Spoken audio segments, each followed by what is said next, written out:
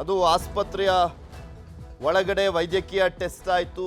ವೈದ್ಯಕೀಯ ಟೆಸ್ಟ್ ಆದ ಬಳಿಕ ವೈದ್ಯಕೀಯ ರಿಪೋರ್ಟ್ ತಗೊಂಡು ಜಡ್ಜ್ ನಿವಾಸಕ್ಕೆ ಪ್ರೊಡ್ಯೂಸ್ ಮಾಡಲಾಗಿದೆ. ಎಷ್ಟು ಜನ ಆರಾಧಿಸ್ತಾ ಇದ್ರು, ಇಂಥ ದೊಡ್ಡ ಅಭಿಮಾನಿ ಬಳಗ ಇತ್ತು. ಅದರಲ್ಲೂ ದರ್ಶನ್ ಬೆಳೆದು ಬಂದ ರೀತಿ ಇತ್ತಲ್ಲ, ಇನ್ಸ್ಪೈರ್ ಆಗೋದು. ಹಿಂಗೆ ನಾವು ಬೆಳಿಬೇಕಪ್ಪ, ಯಾಕೆಂದರೆ ಅಷ್ಟು ಕಷ್ಟಪಟ್ಟು ಅವಮಾನವನ್ನು ಸಹಿಸಿಕೊಂಡು ಇಷ್ಟೆಲ್ಲ ಅನ್ನಿಸ್ಕೊಂಡು ಅವಮಾನ ಅಪಮಾನದ ಮಧ್ಯೆ ದೊಡ್ಡ ನಟ ಆಗೋದು, ಅದನ್ನು ಕ್ಯಾರಿ ಮಾಡ್ಲಿಕ್ಕೆ ಆಗ್ಲಿಲ್ವಾ ಅನ್ನುವಂಥ ಪ್ರಶ್ನೆಗಳು ಎದ್ದೇಳ್ತವೆ ಇಂಥ ಪ್ರಕರಣಗಳೆಲ್ಲ ಹೊರಗೆ ಬಂದಾಗ. ಇಂಥ ಪ್ರಕರಣಗಳಲ್ಲಿ ಅಕಸ್ಮಾತ್ ಭಾಗಿಯಾಗಿದ್ದಂಥ ಸಂದರ್ಭದಲ್ಲಿ ಇದು ಫಸ್ಟ್ ಟೈಮ್ ಅಲ್ಲ ದರ್ಶನ್ ಅವರ ವಿಚಾರದಲ್ಲಿ ಹೇಳೋದಾದ್ರೆ, ಇದು ಫಸ್ಟ್ ಟೈಮ್ ಇಂಥ ಪ್ರಕರಣ. ಆದರೆ ವಿವಾದಗಳಿಗೂ ಮತ್ತು ದರ್ಶನ್ ಅವ್ರಿಗೂ ಕೂಡ ಲವ್ ಅಂಡ್ ಹೇಟ್ ಇದ್ದಂಗೆ, ಯಾವಾಗಲೂ ಕೂಡ ಅದರ ಜೊತೆಲ್ಲೇ ನಡ್ಕೊಂಬಂದಂಗಿದೆ. ಕಳೆದ 13 ವರ್ಷದಿಂದ ನಾವು ಗಮನಿಸೋದಾದ್ರೆ, ಅವರ ಜರ್ನಿಯನ್ನ ಗಮನಿಸುವಂತ ಸಂದರ್ಭದಲ್ಲಿ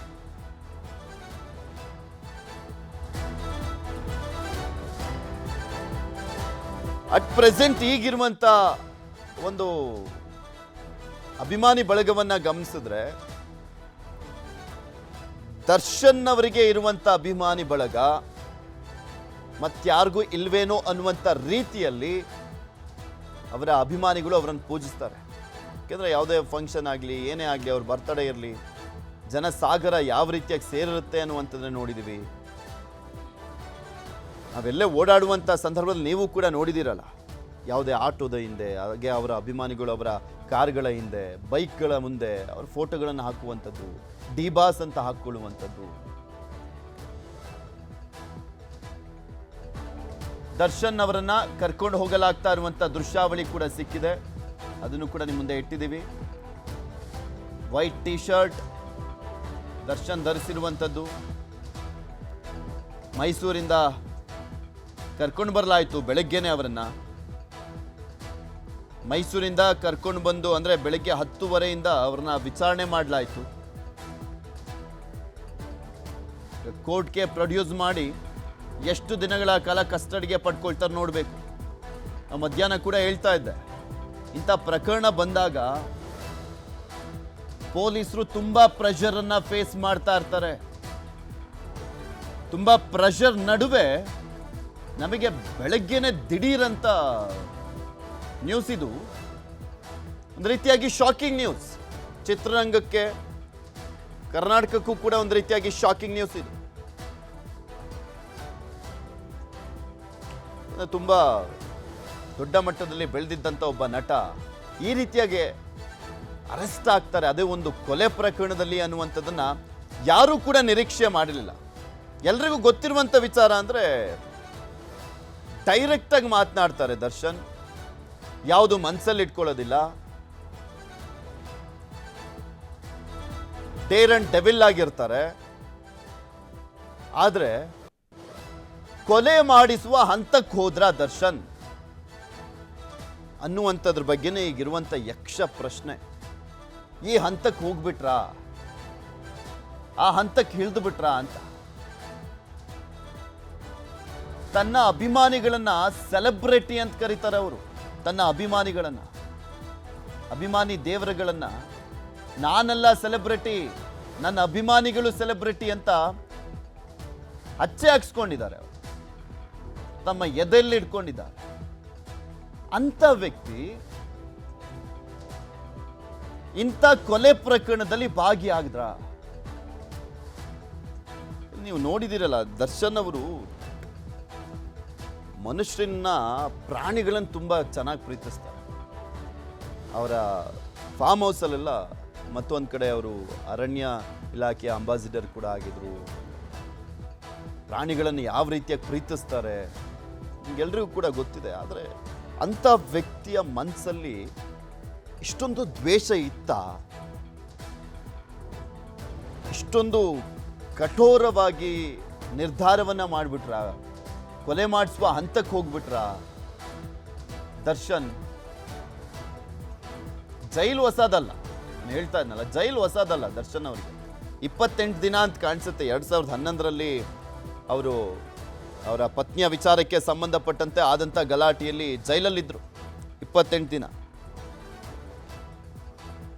ಆದರೆ ಆ ಪ್ರಕರಣಕ್ಕಿಂತ ತುಂಬ ಗಂಭೀರವಾಗಿರುವಂಥ ಪ್ರಕರಣ ಇದು. ಗಲಾಟೆ ಸಾಕಷ್ಟು ಬಾರಿ ನಾವು ನೋಡಿದ್ದೀವಿ.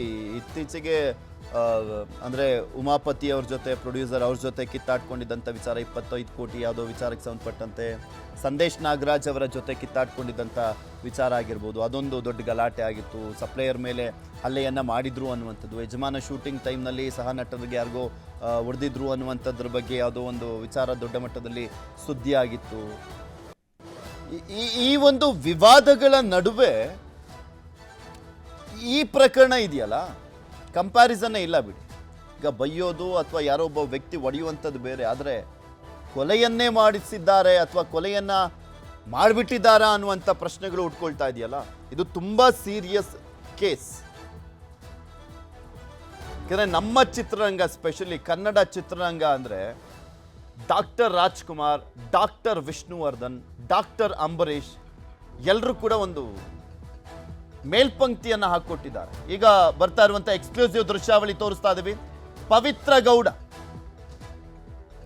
ಆಕೆಯನ್ನ ಮಹಿಳಾ ಸಿಬ್ಬಂದಿ ಕರ್ಕೊಂಬಂದ್ರು. ಪವಿತ್ರ ಗೌಡ ಈಕೆಯ ವಿಚಾರದಲ್ಲೇ ಇಷ್ಟೆಲ್ಲ ಆಗಿರೋದು ಅನ್ನುವಂಥದ್ರ ಬಗ್ಗೆನೇ ಚರ್ಚೆ ನಡೀತಾ ಇರೋದು. ಪವಿತ್ರ ಗೌಡ ವಿಚಾರದಲ್ಲಿ ಎಡವುದ್ರ ಅನ್ನುವಂಥ ಪ್ರಶ್ನೆ ತುಂಬ ದಿನಗಳಿಂದ ಕೇಳಿ ಬರ್ತಾನೆ ಇತ್ತು. ಆದರೆ ಒಬ್ಬ ವ್ಯಕ್ತಿ ಅಶ್ಲೀಲ ಮೆಸೇಜು, ಅಶ್ಲೀಲ ಫೋಟೋನು ಏನೋ ಕಳಿಸಿದ್ದ ಅಂತ ಹೇಳಲಾಗ್ತಾ ಇದೆ. ಅದರಿಂದ ಕೋಪಗೊಂಡು ಆತನನ್ನು ಕಿಡ್ನಾಪ್ ಮಾಡಿಸಿ ಒಂದು ಶೆಡ್ಡಲ್ಲಿ, ಒಂದು ಗೋಡೌನಲ್ಲಿ ಮಾರಣಾಂತಿಕವಾಗಿ ಹೊಡೆದು ಕೊಲೆಯನ್ನ ಮಾಡಲಾಗಿದೆಯಾ ಅನ್ನುವಂಥದ್ದೇ ಪ್ರಕರಣ. ನಿಮ್ಗೆ ತೋರಿಸ್ತಾ ಇದೀವಿ ನೋಡಿ. ಈಗ ಕ್ಲಿಯರ್ ವಿಜುವಲ್ಸ್ ಸಿಗ್ತಾ ಇದೆ ದರ್ಶನ್ ಅವರದ್ದು. Clear visuals. ದರ್ಶನ್ ಹೋಗ್ತಾ ಇದ್ದಾರೆ ನೋಡಿ, ಕತ್ತು ಬಗ್ಸಿ ನಡ್ಕೊಂಡು ಹೋಗ್ತಾ ಇದ್ದಾರೆ. ತಲೆ ತಗ್ಗಿಸುವಂತ ಪ್ರಕರಣ ಇದು, ತಲೆ ತಗ್ಗಿಸುವಂತ ಪ್ರಕರಣ. ಒಬ್ಬ ನಟನ ಜೀವನದಲ್ಲಿ ಇಂತಹ ಪ್ರಕರಣ ಇದೆಯಲ್ಲ, ತಲೆ ತಗ್ಗಿಸುವಂತ ಪ್ರಕರಣ. ಎಷ್ಟೋ ಮೂವಿ ರೀ ನಮ್ಮ ರಾಜ್ಯದಲ್ಲಿ ತಲೆ ಎತ್ತುವಂತೆ ಕನ್ನಡಿಗರು ಓಡಾಡುವ ರೀತಿಯಲ್ಲಿ, ಅಂದ್ರೆ ಆ ರೀತಿಯಾದಂಥ ಚಿತ್ರಗಳನ್ನ ಕೊಟ್ಟಂತಹ ವ್ಯಕ್ತಿ ದರ್ಶನ್. ಇಂಥ ಪ್ರಕರಣದಲ್ಲಿ ಭಾಗಿಯಾದಾಗ ನೋವಾಗುತ್ತೆ ಚಿತ್ರಪ್ರೇಮಿಗಳಿಗೆ. ಆ ಅಭಿಮಾನಿಗಳು ಈ ಅಭಿಮಾನಿಗಳು ಅಂತ ಅಲ್ಲ, ಚಿತ್ರರಂಗಕ್ಕೇನೆ ಒಂದು ರೀತಿಯಾಗಿ ಮುಜುಗರ. ಯಾಕೆ ಹಿಂಗಾಯ್ತು ಅಂತ. ಬಿಕಾಸ್ ಇತ್ತೀಚಿನ ದಿನಗಳಲ್ಲಿ ನೋಡ್ತಾ ಇದೀವಲ್ಲ ಎಂತೆಂಥ ಬೆಳವಣಿಗೆಗಳು ಆಗ್ತಾ ಇದೆ ಅಂತ. ಇಂಥ ಬೆಳವಣಿಗೆಗಳ ಮಧ್ಯೆ ದರ್ಶನ್ ಅವರ ಈ ಪ್ರಕರಣ ಇನ್ನಷ್ಟು ಚಿಂತಾಕ್ರಾಂತರನ್ನಾಗಿ ಮಾಡ್ತಾ ಇದೆ. ಸ್ಯಾಂಡಲ್ವುಡ್ನ ಒಂದು ರೀತಿಯ ಕೋಮಕ್ಕೆ ತೆಗೆದುಕೊಂಡು ಹೋಗ್ತಾ ಇದೆ ಇದು, ಇಂಥ ಪ್ರಕರಣಗಳಿಂದಾಗಿ. ಅಂದ್ರೆ ದೊಡ್ಡ ಸಮಸ್ಯೆಯನ್ನ ಎದುರಿಸ್ತಾ ಇರುವಂತ ಸಂದರ್ಭದಲ್ಲಿ ಇಂಥ ದೊಡ್ಡ ದೊಡ್ಡ ನಟರುಗಳು ಚಿತ್ರರಂಗಕ್ಕೆ ದೊಡ್ಡ ಕೊಡುಗೆಯನ್ನ ನೀಡುವಂತ ಸಂದರ್ಭಗಳಲ್ಲಿ ಇಂಥ ಪ್ರಕರಣಗಳಲ್ಲಿ ಸಿಕ್ಕಾಕೊಳ್ತಾರೆ ಅಂದ್ರೆ ತಲೆ ತಗ್ಗಿಸುವಂತ ವಿಚಾರನೆ. ನೋಡಿದೀರಾ ನೀವು, ದರ್ಶನ್ ಅಂದ್ರೆ ಆಲ್ಮೋಸ್ಟ್ ಪ್ರತಿ ಹಳ್ಳಿಲೂ ಕೂಡ, ನನಗೆ ಗೊತ್ತಿರುವಂಥ ಲೆಕ್ಕದಲ್ಲಿ ಪ್ರತಿ ಹಳ್ಳಿಯಲ್ಲೂ ಕೂಡ ಕರ್ನಾಟಕದಲ್ಲಿ ಮಿನಿಮಮ್ ಅಂದ್ರೂ ಒಬ್ಬ ಅಭಿಮಾನಿ ಇದ್ದಾನೆ ದರ್ಶನ್ ಅವರಿಗೆ. ದರ್ಶನ್ ಏನು ಮಾಡಿದ್ರು ಕೂಡ ಸಮರ್ಥನೆ ಮಾಡಿಕೊಳ್ಳುವಂಥ ಅಭಿಮಾನಿಗಳಿದ್ದಾರೆ. ಬಿಕಾಸ್ ನಮ್ಮ ನಟ, ನನ್ನ ಸ್ಟಾರ್ ಈ ರೀತಿಯಾಗಿ ಮಾಡಿರಲ್ಲ ಅನ್ನುವಂಥ ಅಭಿಮಾನ ಅದು. ನನ್ನ ಸ್ಟಾರ್ ಹಿಂಗೆ ಮಾಡಿರಲ್ಲ ಅಂತ. ಈಗ ಮಾಡಿದಾರ ಇಲ್ವಾ ಅನ್ನೋಂಥದ್ದು ಇನ್ನೂ ಕೂಡ ಗೊತ್ತಾಗಬೇಕಾಗಿದೆ. ಇನ್ನು ಸ್ಟಿಲ್ ಆರೋಪಿ ಅವರು, ಅಪರಾಧಿ ಅಲ್ಲ.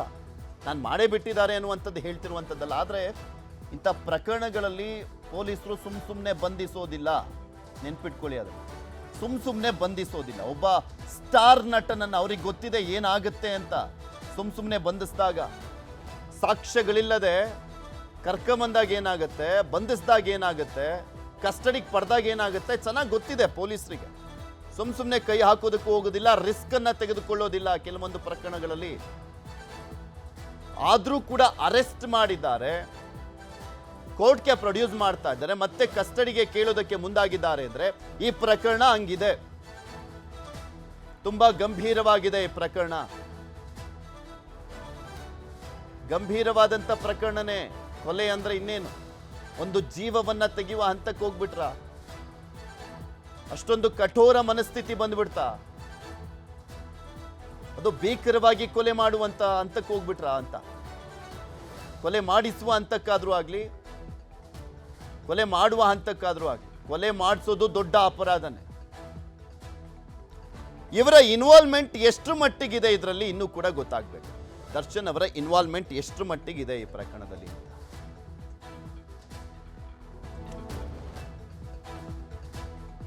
ನಿಮ್ಗೆ ಗೊತ್ತಿದೆ, ದರ್ಶನ್ ಅವರಿಗೆ ಒಂದು ದೊಡ್ಡ ಅಭಿಮಾನಿ ಬಳಗ ಇರೋ ಕಾರಣಕ್ಕೋಸ್ಕರನೇ ಈವನ್ ಚುನಾವಣೆಗಳಲ್ಲೂ ಕೂಡ ಅಷ್ಟೇ ಎಷ್ಟು ಬೇಡಿಕೆ ಗೊತ್ತಾ ದರ್ಶನ್ ಅವರಿಗೆ.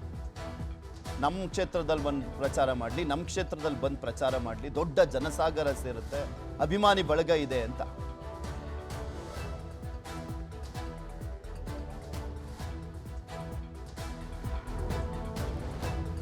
ಪ್ರಕರಣ ಈಗ ದರ್ಶನ್ ಸಿಕ್ಕಾಕೊಂಡಿದ್ದಾರೆ ಅಂದ್ರೆ ಅರೆಸ್ಟ್ ಆಗಿದ್ದಾರೆ. ಈ ಪ್ರಕರಣದಲ್ಲಿ ಇನ್ನೂ ಸಾಕಷ್ಟು ತನಿಖೆ ಮಾಡೋದಿದೆ, ಸಾಕ್ಷ್ಯಗಳು ಕೂಡ ಬೇಕಾಗುತ್ತೆ. ಇವರು ತಪ್ಪು ಮಾಡಿದ್ದಾರೋ ತಪ್ಪು ಮಾಡಿಸಿದ್ದಾರೋ ಅದೆಲ್ಲವೂ ಕೂಡ ನೆಕ್ಸ್ಟ್ ತನಿಖೆಯಲ್ಲಿ ಗೊತ್ತಾಗಬೇಕಾಗಿರುವಂಥದ್ದು. ಟೋಟಲ್ 13 ಜನ ಇದ್ದಾರೆ ಇದರಲ್ಲಿ.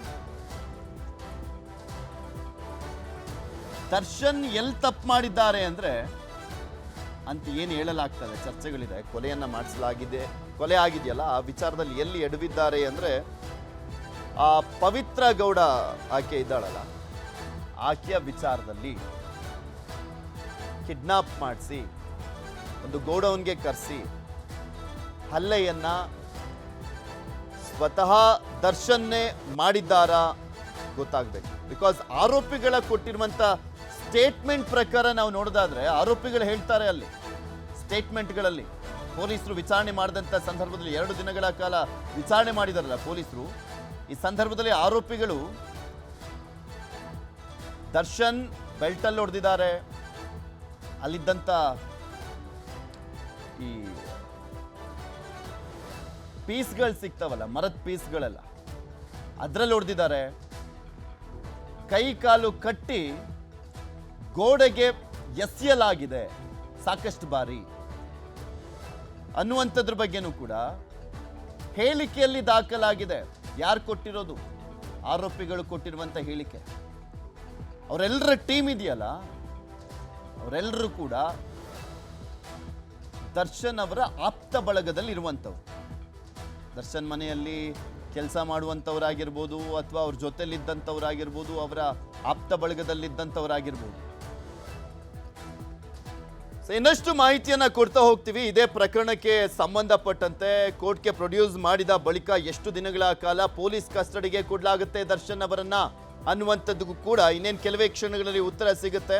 ಅದ್ರ ಬಗ್ಗೆನೂ ಕೂಡ ಮಾಹಿತಿಯನ್ನ ಕೊಡ್ತಾ ಹೋಗ್ತೀವಿ. ಆದರೆ ಅದಕ್ಕೂ ಮುಂಚೆ ಒಂದು ಸ್ಮಾಲ್ ಬ್ರೇಕ್.